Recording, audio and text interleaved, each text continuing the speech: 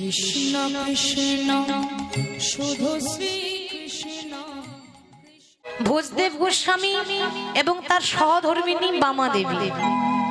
দেখুন মা, আমি কিন্তু একবারও স্ত্রী বলিনি। স্ত্রী বলেছি? আমি কি বললাম? সহধর্মিণী। আপনারা বলবেন কি বলছো মা, স্ত্রী যেই সেই তো সহধর্মিণী, এবার আলাদা হয় নাকি? কি গো, ঠিক তো? আপনারা হয়তো ভাবছেন যেই স্ত্রী সেই তো সহধর্মিণী, বলে না। মনে রাখবেন বাবা, স্ত্রী সবাই হতে পারে, সহধর্মিণী সবাই হতে পারে না। কেন? স্বামী যদি ধর্মের পথে যায়, স্বামীর হাতটাকে ধরে যে ধর্মের রাস্তাতে এগিয়ে দেয়, তাকেই বলে সহধর্মিণী। এটা হলো সহধর্মিণীর কাজ। স্বামী একটা ভালো কাজ করতে চাইছে, বৈষ্ণব সেবা করাতে চাইছে, নাম যজ্ঞ করাতে চাইছে, আর স্ত্রী যদি বাধা দেয়, কি হবে? লোককে খাইয়ে কি দরকার এত খরচ করে? এরকম যদি হয়ে যায় তাহলে হবে মা, তাহলে সহধর্মিণী হলো না, স্ত্রী হয়েই রইল। সহধর্মিণী হতে গেলে স্বামী যদি একটা ভালো কাজ করে, আপনি হাতটা বাড়িয়ে দেবেন, স্বামীর হাতটা ধরে তাকে এগিয়ে দেবেন, এই হলো সহধর্মিণীর কাজ। তাহলে ভোজদেব গোস্বামী এবং তার সহধর্মিণী বামা দেবী একটা তালপাতার কুড়ে ঘরে, ঝুপড়ি ঘরে বাস করত। ওই যে বললাম যে যারা কৃষ্ণ ভক্ত হয় তারা কাঙালি হয়, তাদের এরকম দশাই হয়। তাহলে প্রত্যেক দিন তারা বাড়িতে রাধা মাধবের সেবা দিত, নিজে না খেয়েও কিন্তু তারা গোবিন্দের চরণে তুলসী পত্র দিত। কিন্তু দুঃখের বিষয় কি জানেন? এতদিন হয়েছে তাদের বিবাহ হয়েছে, তাদের কিন্তু কোনো সন্তান হয়নি, তারা নিঃসন্তান। সবাই ব্যঙ্গ করে, সবাই ঠাট্টা করে। যদি সন্তান না হয় তাহলে তাকে সমাজ কিভাবে ঠাট্টা করে, কিভাবে ব্যঙ্গ করে, বুঝতেই তো পারছেন। তাদের ঘরে কিন্তু কোনো সন্তান নেই, ব্রাহ্মণ এবং ব্রাহ্মণী। তো বামা দেবী প্রত্যেক দিন রাধা গোবিন্দের চরণে তুলসী পত্র দেয়। একদিন হঠাৎ তার স্বামী কিন্তু রাধা গোবিন্দকে সেবা দিচ্ছে। তার স্বামী যখন রাধা মাধবকে সেবা দিচ্ছে, রাধা মাধবের চরণে তুলসী পত্র দিয়েছে, আর গোবিন্দের আরাধনা করতে করতে প্রভুকে সাজাচ্ছে। কেমন ভাবে সাজাচ্ছে বাবা? ওই ভোজদেব গোস্বামী রাধা কৃষ্ণের দিকে তাকিয়ে বলছে, প্রভু আমি সাজাবো বটে, কিন্তু বৃন্দাবনে রাধারানী যেভাবে তোমাকে সাজিয়েছিল সেইভাবে আমি সাজাতে তোমায় পারবো না। আমি অনেক যত্ন করি প্রভু তোমাকে সাজাতে পারিনি, তোমাকে সাজাতে পারি।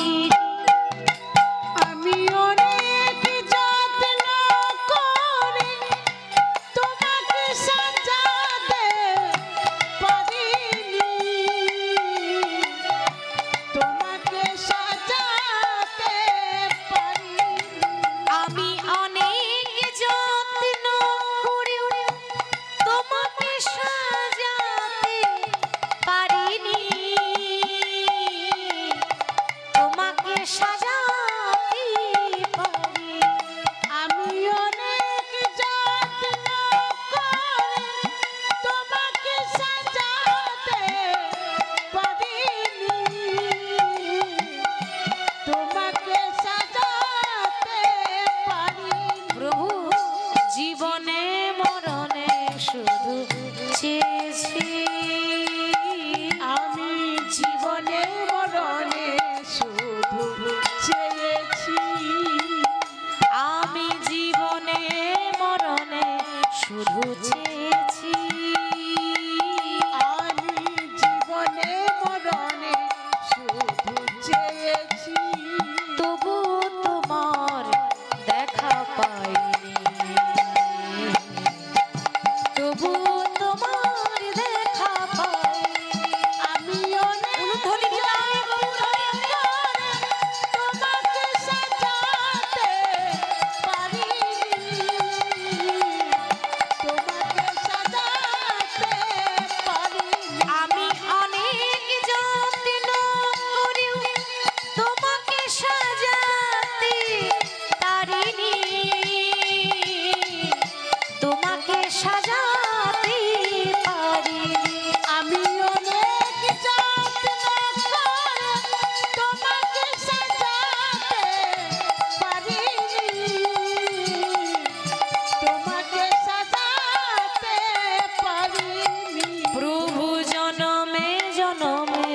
শুধু চেয়েছি, আমি জনমে জনমে শুধু চেয়েছি, জনমে জনমে শুধু চেয়েছি, জনমে জনমে শুধু চেয়েছি।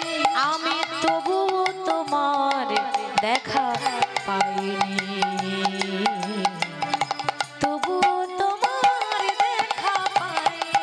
আমি অনেক যত্ন করে তোমাকে সাজাতে পারিনি, তোমাকে সাজাতে পারিনি। আমি অনেক যত্ন করেও তোমাকে সাজাতে পারিনি, তোমাকে সাজাতে পারিনি।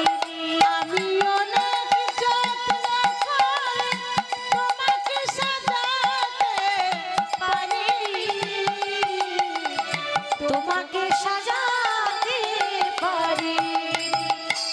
যেই না প্রভুর গান গাইতে গাইতে প্রভুর চরণে যেই না তুলসী পত্র দিয়েতে ভোজদেব গোস্বামী, অমনি তার সহধর্মিনী বামাদেবী পেছন থেকে ডাকছে, স্বামী স্বামী।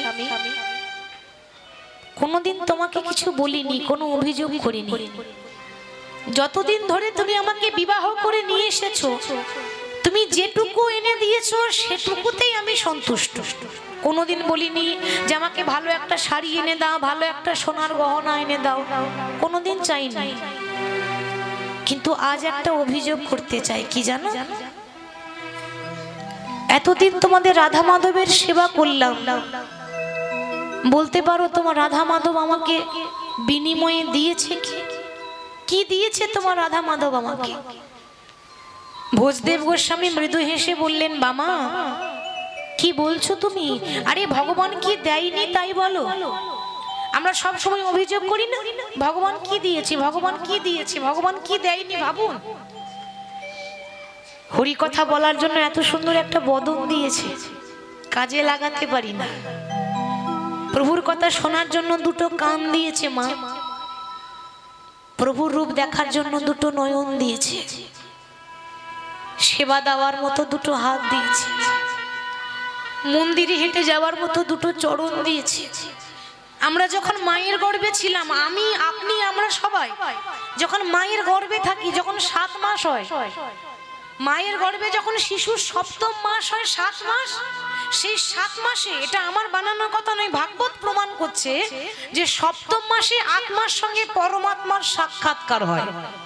প্রথমবার সেদিন আমাদের চোখ ফুটে, আমরা ভগবানকে দেখি, আর যখনই ভগবানকে সামনে দেখতে পাই, অমনি মাতৃগর্ভে করজোড়ে গোবিন্দের কাছে প্রার্থনা করে বলি, দয়াময়, আর পারছি না নরক যন্ত্রণা সহ্য করতে। কেন দিয়েছো তুমি আমাকে এরকম যন্ত্রণা? কেন পাঠিয়েছো তুমি এরকম? মায়ের গর্ভ মানে নরক যন্ত্রণা, সেখানে এত কষ্ট হয় শিশুর, নরকের সমান যন্ত্রণা হয়। তো প্রভু কেন দিলে তুমি আমায় নরক যন্ত্রণা? দয়া করে তুমি আমাকে এখান থেকে মুক্ত করে দাও। ভগবান সেদিন বলেছিল, ভক্ত মোর, আমি যদি তোমাকে মুক্ত করে দিই, তুমি আমার জন্য কি করবে? ভগবান এটা জিজ্ঞাসা করেছিল আমাদেরকে। আমি যদি তোমাকে পৃথিবীর মাটিতে তাড়াতাড়ি জন্ম দিয়ে দিই, তুমি আমার জন্য কি করবে? আমরা সেদিন বলেছিলাম, প্রভু আমি কথা দিচ্ছি, তোমার কাছে প্রতিজ্ঞা করলাম, যখনই আমার জন্ম হয়ে যাবে, মা বাবা যেই থাকুক না কেন, সংসার থাকুক না কেন, কথা দিলাম সারা জীবন তোমার কথা ভুলবো না, সারা জীবন তোমার সাধন ভজন করব। সত্যি করে বলুন তো, কথা দিয়ে কথা রাখতে পেরেছি? আমরা কথা দিয়ে কথা রাখতেই পারলাম না। যখনই জন্ম হয়ে গেল, ওমা আমার ছেলে, আমার মেয়ে, আমার গাড়ি, আমার বাড়ি, আমার আমার আমার আমার করতে করতে আসার পথটা সবাই চিনে আসে, কিন্তু যাওয়ার রাস্তাটা ভুলে গেলাম।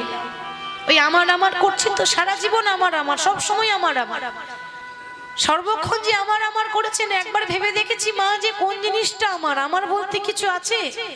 কেউ যখন বলে, হ্যাঁ গো এত সুন্দর দুতলা বাড়িটা কার? আমরা কি বলি আমার গো আমার, খুব কষ্ট করে করেছি। আপনি করেছেন নাকি ভগবান দিয়েছে বলে পেয়েছেন? কোনটা? ভগবান যদি না দিত তো আপনার তো সাধ্য ছিল না এটা করা। সবই তো তার কৃপা, তাই না বাবা? ভগবান না দিলে কিছু পাওয়া যায় না। আমার আপনার হাতে কিছু নেই, আমরা উপলক্ষ মাত্র। তাহলে বামা দেবী বলতে, স্বামী ভগবান সবকিছু দিয়েছে, কিন্তু তুমি তো পুরুষ জাতি, তুমি একটা নারীর যন্ত্রণা বুঝবে না। স্বামীকে বলছে, বলে কেন? কি এমন যন্ত্রণা আমি তোমার স্বামী হয়ে বুঝবো না? তুমি বুঝছো, আমি কেন বুঝবো না? স্বামী একবারও ভেবেছো? আমারও তো মনে বাসনা হয় যে আমাকে কেউ মা বলে ডাকুক। আমারও তো মনে ইচ্ছা হয় যে আমাকে কেউ মা বলে ডাকুক। তোমার রাধা মাধব এতদিন পুজো করছি, এখনো পর্যন্ত আমার কোলে একটা সন্তান দিল না, আর তুমি বলছো ভগবান কি দেয়নি? কি দিয়েছে বলো? বামা তুমি সন্তান চাইছো, বেশ তো। ভক্ত যদি মন থেকে কোনো বাঞ্ছা করে, ভগবানের সাধ্য নাই যে পুরাইতে না। আমরা বলি ভগবান দেয় না, কে বলেছে দেয় না? ওমা চাওয়ার মতো চাইতে হবে গো। ডাকটা যেন এখান থেকে হয়। অনেক মা আছে জানেন, তার ছেলেকে কোলে করে নিয়ে গিয়ে, ছোট ছোট শিশুদেরকে কোলে করে নিয়ে গিয়ে মন্দিরে নিয়ে যায়, দিয়ে বলে প্রভু আশীর্বাদ করো, আমার খোকা বড় হয়ে যেন ডাক্তার হতে পারে। কেউ বলছে প্রভু খুব কষ্ট করে ছেলেটাকে লেখাপড়া করাচ্ছি, শেখাচ্ছি, ও যেন বড় হয়ে ইঞ্জিনিয়ার হয়। কেউ বলছে প্রভু এত কষ্ট করে ওর পেছনে খরচা করছি মানুষের মতো মানুষ করার জন্য, ও যেন বড় হয়ে ডাক্তার হয়। কিন্তু মা কজন আছে, কজন এমন করে বলতে পারে যে প্রভু আমার ডাক্তারের দরকার নেই, আমার ইঞ্জিনিয়ারের দরকার নাই, আশীর্বাদ করো আমার খোকা বড় হয়ে যেন কৃষ্ণ ভক্ত হতে পারে। ইঞ্জিনিয়ারের সবার দরকার, ডাক্তারের সবার দরকার, কিন্তু ভক্তের দরকার নাই। মনে রাখবেন, কারোর বংশে যদি একটা ছেলে বা একটা মেয়ে যদি কৃষ্ণ নাম করে, তার 14 পুরুষ উদ্ধার হয়ে যায়নি। তাই গৌর হরি বল হরি। 14 পুরুষ উদ্ধার হবে ওই একটা কৃষ্ণ ভক্তের জন্য। তাহলে বলছে মামা তুমি সন্তান তো চাইলে, কিরকম সন্তান চাও? ভগবানের কাছে কিরকম সন্তান চাও? কিরকম সন্তান চাইবো গো? আমি আমার রাধা মাধবের কাছে একটা কৃষ্ণ ভক্ত সন্তান দিও, আমার কৃষ্ণ ভক্ত সন্তান দিও, কৃষ্ণ ভক্ত সন্তান দিও, কৃষ্ণ ভক্ত সন্তান দিও, সে যেন কৃষ্ণ বলে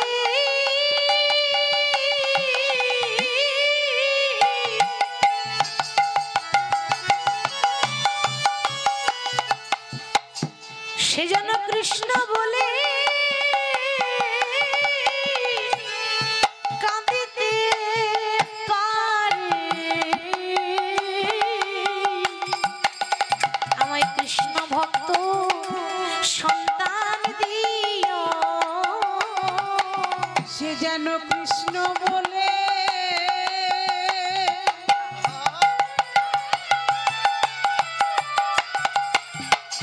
কাঁদতে পারে। একটা কৃষ্ণ ভক্ত সন্তান দিও।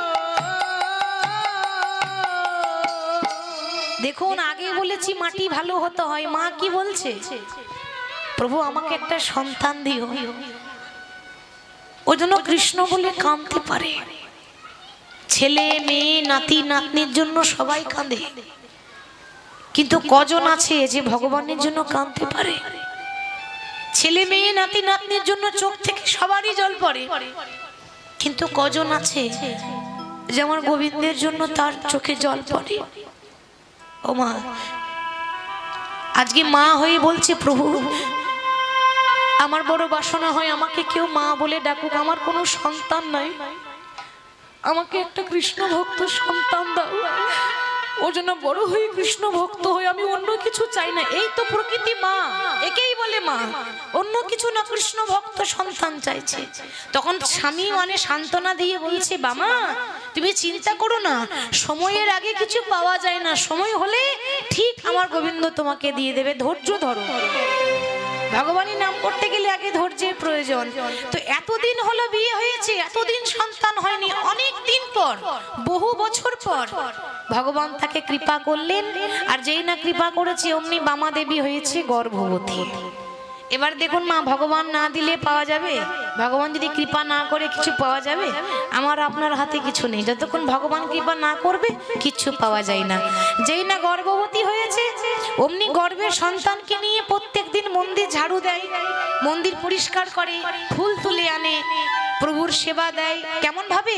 হরি হরয়ে নম কৃষ্ণ যাদবাই নম, হরি হরয়ে নম কৃষ্ণ যাদবাই নম, হরি হরি নম কৃষ্ণ যাদবাই নম, হরি হরয়ে নম কৃষ্ণ যাদবাই নম, আহা যাদবাই মাধবাই কেশবাই নম, যাদবাই মাধবাই কেশবাই নম, যাদবাই মাধবাই কেশবাই নম, যাদবাই মাধবাই কেশবাই নম, গোপালে গোবিন্দ রাম শ্রী মধুসূদন, গোপাল গোবিন্দ রাম শ্রী মধুসূদন, গোপাল গোবিন্দ রাম শ্রী মধুসূদন, গোপাল গোবিন্দ রাম শ্রী মধুসূদন, গিরিধারী গোপীনাথ মদন মোহন, গিরিধারী গোপীনাথ টুলুধ্বনি হরি হরি হর, গিরিধারী গোপীনাথ মদন মোহন, গিরিধারী গোপীনাথ মদন মোহন, জয় রূপ সনাতনে ভট্ট রঘুনাথ, সনাতন ভট্ট রঘুনাথ, জয় রূপ সনাতনে ভট্ট রঘুনাথ, জয় রূপ সনাতনী ভট্ট রঘুনাথ, শ্রীজীবী গোপাল ভট্ট দাস রঘুনাথ, শ্রীজীবী গোপাল ভট্ট দাস রঘুনাথ, শ্রীজীবী গোপাল ভট্ট দাস রঘুনাথ, শ্রীজীবী গোপাল ভট্ট দাস রঘুনাথ, এই ছয় গোসাইয়ের পরিচরণ বন্দ, ছয় গোসাইয়ের করি চরণ বন্দ, এই ছয় গোসাই করি চরণ বন্দ, ছয় গোসাইয়ের করি চরণ বন্দ, যাহা হইতে বিঘ্ন নাশী অভীষ্ট পূরণে, যাহা হইতে বিঘ্ন নাশী অভীষ্ট পুরাণ, যা হইতে বিঘ্ননাশ অভীষ্ট পুরন, যাহা হইতে বিঘ্ন নাশী অভীষ্ট পুরাণ, শ্রী গুরু বৈষ্ণব পাদ পদ্ম করিয়া, শ্রী গুরু বৈষ্ণব পাদ পদ্ম করিয়া, শ্রী গুরু বৈষ্ণব পাদি পদ্ম করিয়া, শ্রী গুরু বৈষ্ণব পাদে পদ্ম করিয়া, এথায় নাম সংকীর্তনে মাগে নরোত্তম দাস, নাম সংকীর্তন মাগে নরোত্তম দাস, নাম সংকীর্তনে মাগে নরোত্তম দাস, নাম সংকীর্তনে মাগি নরোত্তম দাস, হরে কৃষ্ণ কৃষ্ণ কৃষ্ণ হরে হরে, হরে রাম রাম রাম হরে হরে, হরে কৃষ্ণ কৃষ্ণ কৃষ্ণ কৃষ্ণ হরে হরে, হরে রাম রাম রাম হরে হরে, হরে কৃষ্ণ কৃষ্ণ কৃষ্ণ হরে হরে, হরে রাম রাম রাম হরে হরে। হরে কৃষ্ণ কৃষ্ণ কৃষ্ণ হরে হরে, হরে রাম রাম রাম হরে হরে। গর্ভে সন্তানকে নিয়ে প্রত্যেক দিন রাধা মাধবের সেবা করে। ও মা দেখুন, যখন গর্ভে সন্তান থাকে সেই সময় যত বেশি করে প্রভুর সেবা করব, প্রভাবটা তত সন্তানের উপর পড়ে। হরি বল।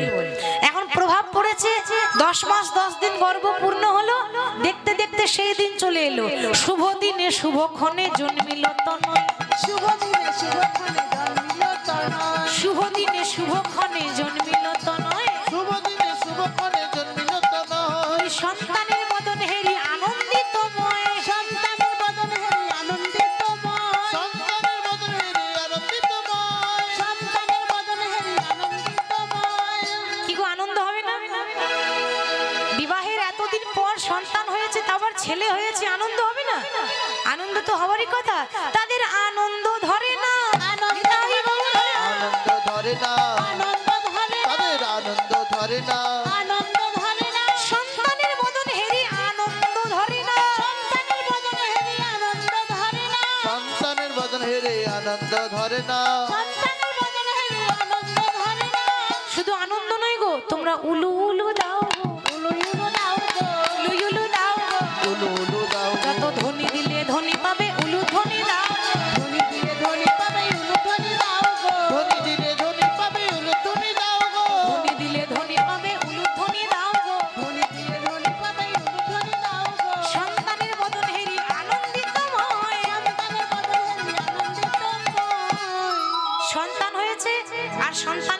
করে নিই তাদের আনন্দ ধরছে না, উলুধ্বনি দিচ্ছে।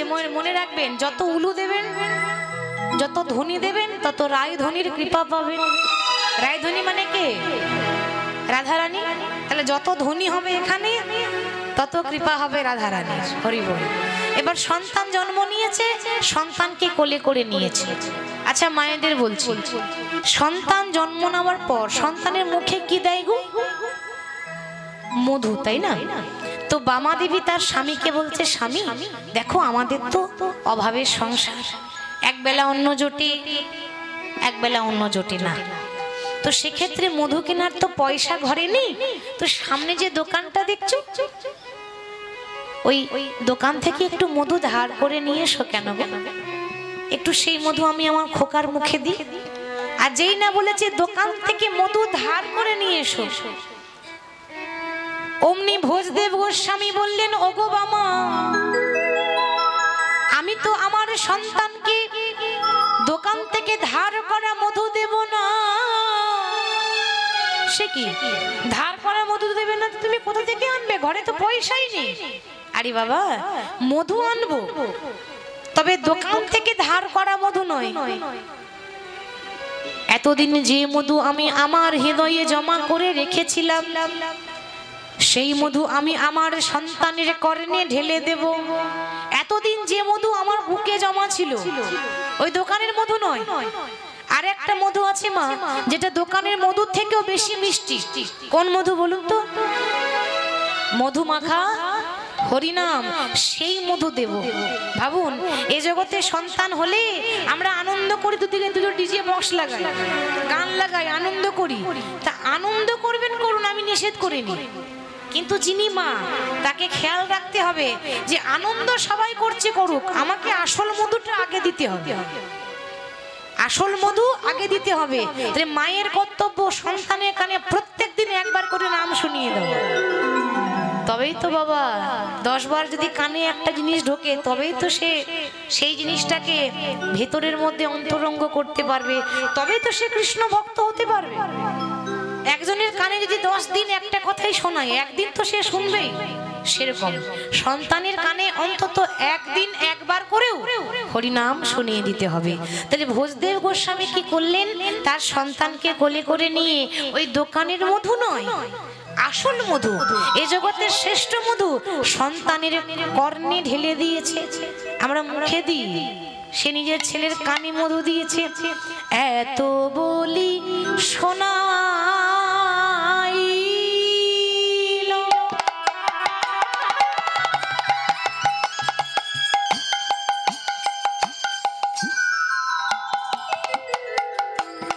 মধুর হরিনাম, এত বলি শুনাইল,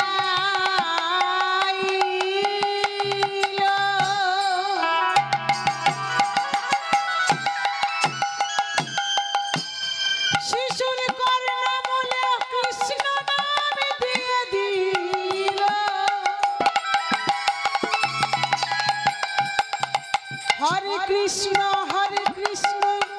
কৃষ্ণ কৃষ্ণ হরে হরে, হরে রাম হরে রাম, রাম রাম হরে হরে। এত বলি শোনাইল,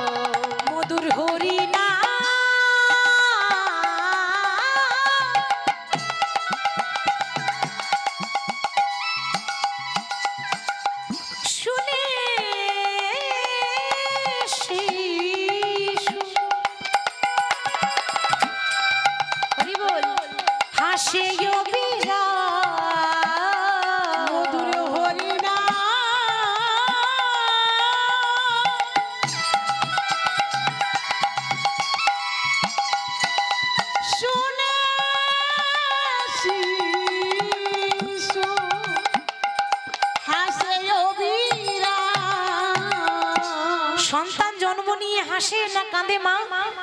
আস্তে। হাসে না কাঁদে? কাঁদে, তাই না? আর যদি না কাঁদে দেখবেন ডাক্তার থাপ্পড় মেরে কাঁদায়, কি গো, তাই না? না কাঁদলে অসুবিধা আছে। তাহলে সন্তান জন্ম নিয়েই কাঁদে। আজকে যেই না সন্তানকে কোলে করে নিয়েছে, আর যেই না মা দুটি কানে হরি নাম শুনিয়ে দিয়েছে, কি হলো জানেন? কান্না বন্ধ হয়ে গেল, খিলখিল করে হাসছে। ওইটুকু ছেলে এখনো হরি নাম বোঝে না, যেই না কানে নাম শুনিয়ে দিয়েছে, তার কাঁদা বদনে দেখো হাসি এলো। কাঁদা বদনে হাসি এলো।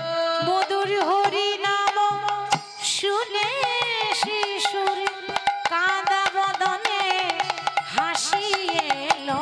মধুর হরিনাম শুনে শিশু কাঁদা বদনে হাসি এলো। যেই না নাম শুনিয়েছে অমনি কিন্তু ওইটুকু ছেলে, সবে সদ্যজাত শিশু মা জন্ম নিয়েছে, খিলখিল করে হাসছে।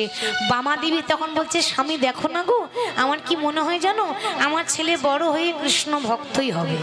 এই তো তার লক্ষণ।